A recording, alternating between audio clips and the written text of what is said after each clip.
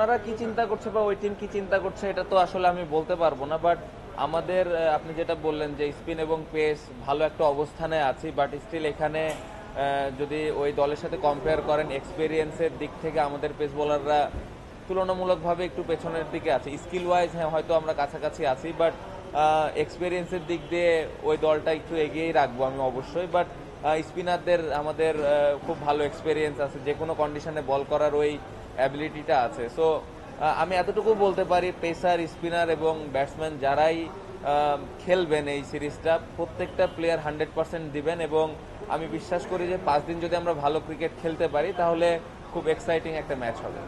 ব্যবধানটা আসলে তখনই গড়া সম্ভব হবে যখন আমরা পুরো টিম হিসেবে খেলবো। শুধু স্পিনারদের যে দায়িত্ব তা না, ব্যাটসম্যান এবং পেস বোলার তাদেরও সমান দায়িত্ব আছে। সো পুরো টিম হিসেবে খেলাটা খুব ইম্পর্টেন্ট। আমরা যদি পুরো টিম হিসেবে খেলতে পারি অবশ্যই ভালো ক্রিকেট খেলবো আমরা ইনশাল্লাহ।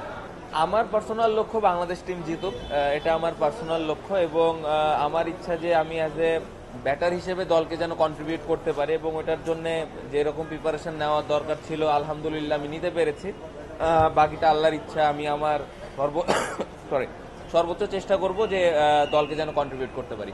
না, আমি একটু আগে যেটা বললাম যে সিরিজটা অনেক চ্যালেঞ্জিং হবে। যদি আপনি র্যাঙ্কিংও দেখেন ওরা অনেক এগিয়ে আছে আমাদের থেকে, বাট রিসেন্টলি আমরা ভালো একটা সিরিজ পার করে এসেছি। আমাদের জন্য সব থেকে ইম্পর্টেন্ট যে আমরা 5 দিন কিভাবে ভালো ক্রিকেট খেলতে পারি, কারণ রেজাল্টটা হয়তো 5 দিন পরে লাস্ট সেশনে যাই হয়। সো আমরা যদি 5টা দিন ভালো ক্রিকেট খেলতে পারি লাস্ট সেশনে, আসলে তখন একটা সুযোগ থাকে যে কোন দল জিতবে। সো ইম্পর্টেন্ট হলো আমরা 5টা দিন ভালো ক্রিকেট কিভাবে খেলতে পারি, ওটার জন্য কি প্ল্যান করা দরকার, এটা ইম্পর্টেন্ট। অ্যাজ ইউজুয়াল আগে যা প্রত্যাশা করতে এখনো তাই করছে।